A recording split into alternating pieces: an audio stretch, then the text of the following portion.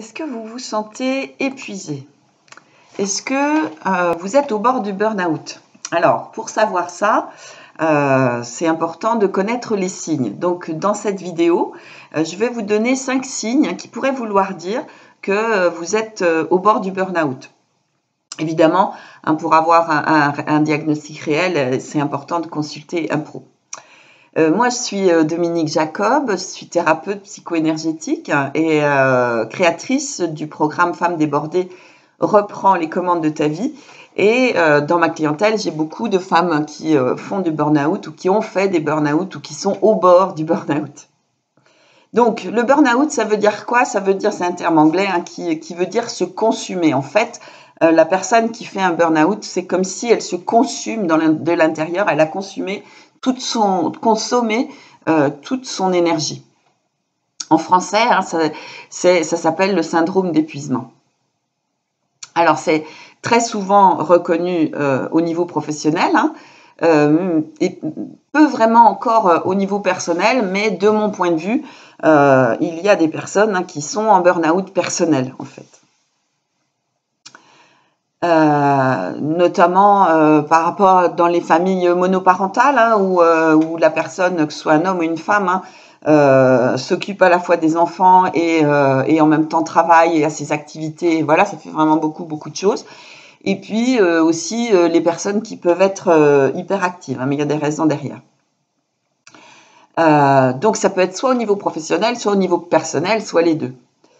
Dans ma clientèle, moi j'ai beaucoup de femmes qui sont en burn-out et je les accompagne à sortir de ça.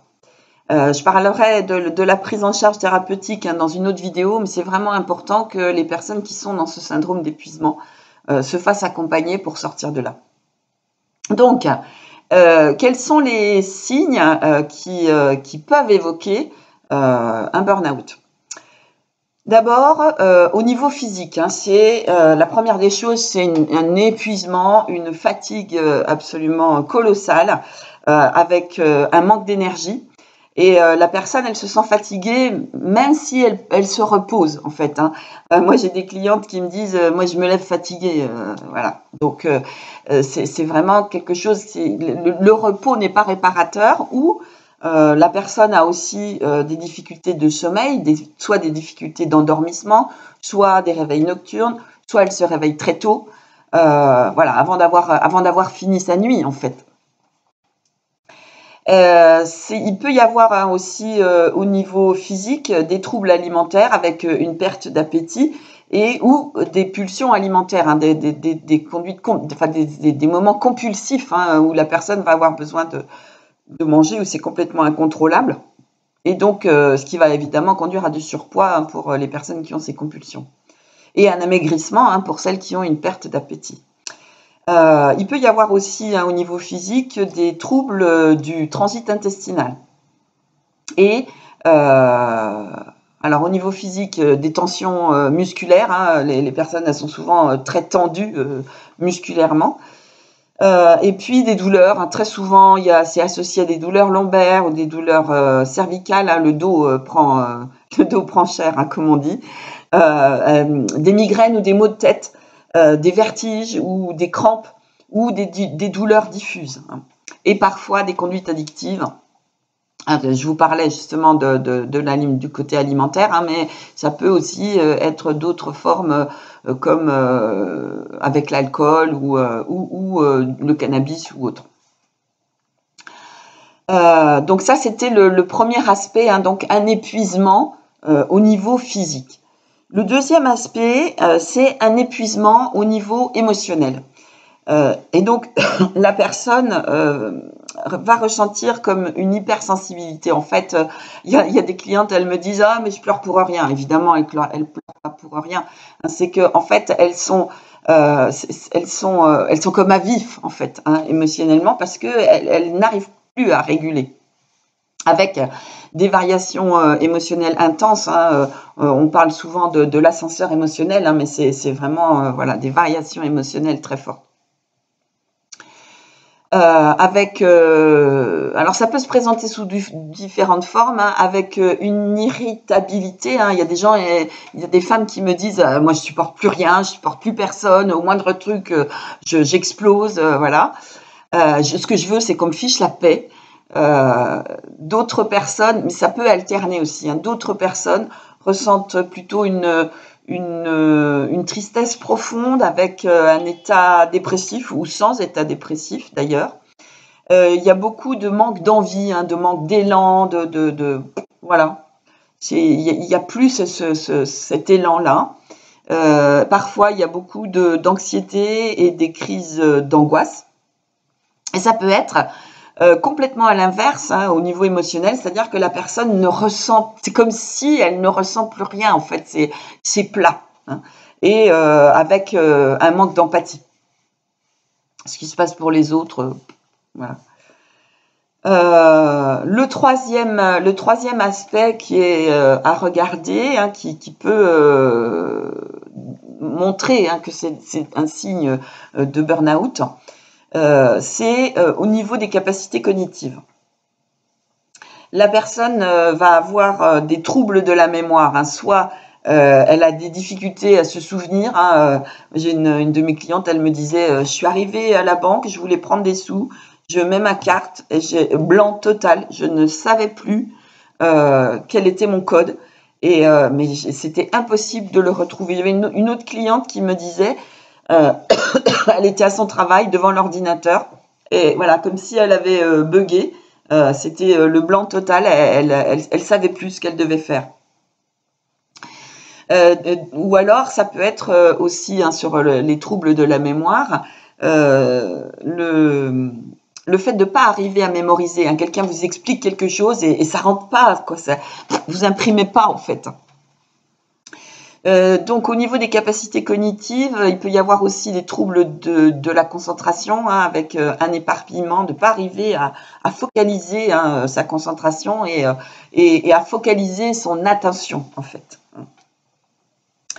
Le quatrième aspect à regarder, hein, c'est au niveau de la motivation ou ce qui est lié à l'attitude, en fait.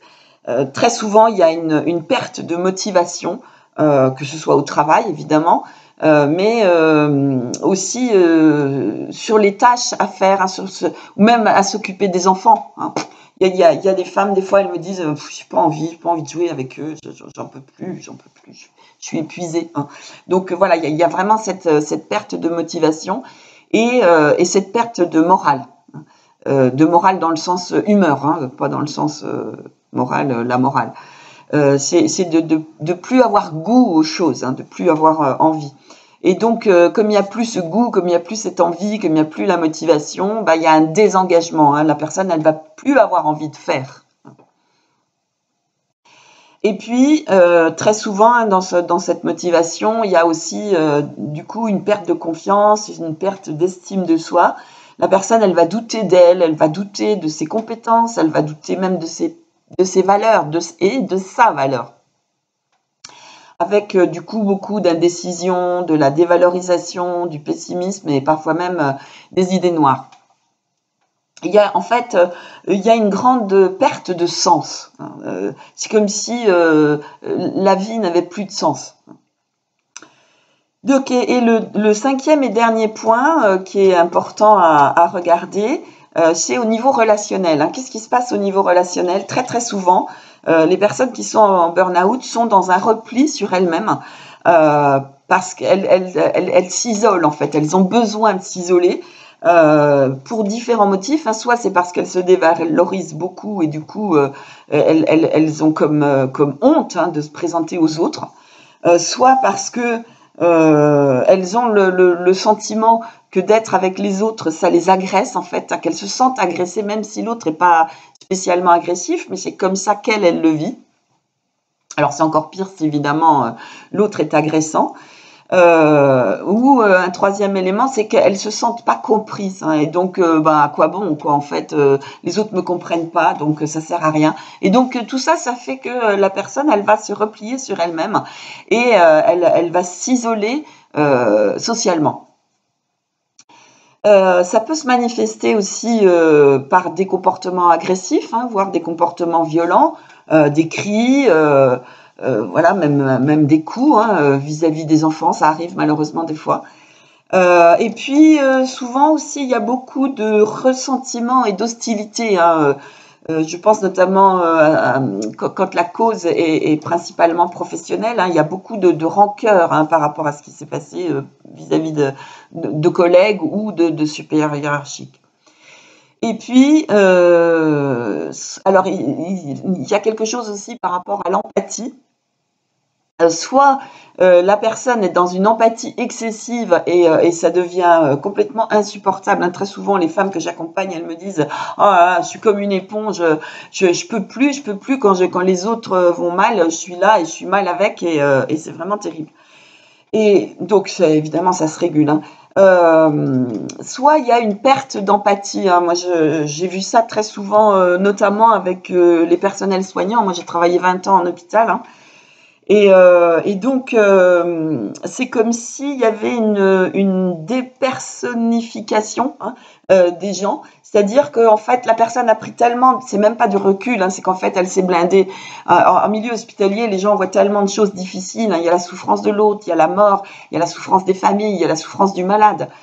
Et donc, le personnel hospitalier est particulièrement sujet à ce genre de problématiques hein, comme l'épuisement, le syndrome d'épuisement professionnel, mais il y a cette perte d'empathie qui est là parce que ça permet de se protéger en fait, hein, comme si c'était pour ne plus sentir hein, cette douleur de l'autre, ne plus la voir.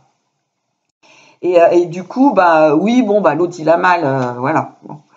Et donc ça, c'est aussi un signe hein, sur cet aspect-là. Il y a un autre aspect, donc c'est un bonus là qui me vient à l'esprit, c'est ce sentiment de manque d'accomplissement personnel en fait. C'est comme s'il y a beaucoup de femmes qui me disent c'est comme si j'étais à côté de ma vie, c'est comme si ma vie n'avait aucun sens. Hein. Et donc ça c'est vraiment un élément aussi qui est important. Donc voilà, on arrive presque à la fin de cette vidéo. Hein. Évidemment, chaque personne étant très différente, ça se manifeste pas forcément de la même manière hein, pour chaque personne. Il y en a qui vont plutôt être sur un aspect, plutôt sur un autre. Il y en a qui vont avoir le tout. Hein. Moi, je vois dans mes clientes, très souvent, il y a des perturbations à plusieurs de ces niveaux-là. Voilà. Et donc, il y a vraiment besoin pour les personnes hein, qui souffrent de ce syndrome d'épuisement, qu'il soit professionnel ou personnel, il y a besoin d'une prise en charge hein, par un professionnel. Parce que sinon, quelqu'un de formé hein, pour ça. Parce que sinon, le risque, c'est qu'il y ait une récidive. Hein. Moi, je vois ça très souvent. Des clientes, soit qui se sont pas bien fait soigner, soit qu'elles ont voulu se débrouiller toutes seules, soit elles ont consulté, elles ont fait des petits trucs par-ci par-là, des machins de relaxation, ce qui est très bien, hein, mais c'est pas suffisant parce que ça règle pas le problème de fond. Et voilà, moi je vois les femmes que j'accompagne dans le programme Femmes débordées, reprends les commandes de ta vie. Il y a beaucoup de femmes qui sont soit au bord du burn-out, soit elles sont en plein dedans, soit elles en ont fait un, voire plusieurs. Et donc, moi, je les accompagne hein, à ce qu'elles puissent transformer ça, soit pas aller jusqu'au burn-out, soit arriver à s'en guérir de manière définitive, hein, parce que sinon, c'est vraiment pas drôle, quoi. Et du coup, bah, elles peuvent être apaisées, elles retrouvent de l'énergie, et puis voilà, elles sont à nouveau dans la vie avec les autres, et elles peuvent mettre à bien leurs projets. Voilà, leur projet, ça peut être des choses simples, hein, juste profiter de l'instant présent, profiter de la vie, profiter des gens qu'elles aiment. Hein. C'est pas obligé que ce soit des grands trucs, et ça peut aussi être des grands trucs. Hein. Voilà. Donc c'est vraiment important de se faire accompagner avec quelqu'un de compétent. Dans la prochaine vidéo, hein, je vous expliquerai les causes, hein, comment ça arrive un burn-out. Et puis, dans la suivante, évidemment, comment en sortir. Et donc, si cette vidéo, tu trouves qu'elle t'a été utile ou qu'elle peut être utile à quelqu'un d'autre, si par exemple, tu as reconnu une amie dans ce que j'ai décrit, bah, tu peux lui partager cette vidéo, hein, c'est fait pour ça, c'est fait pour être partagé. Voilà, donc bah, je te dis à très bientôt dans la prochaine vidéo qui sera donc sur les causes du burn-out. Au revoir.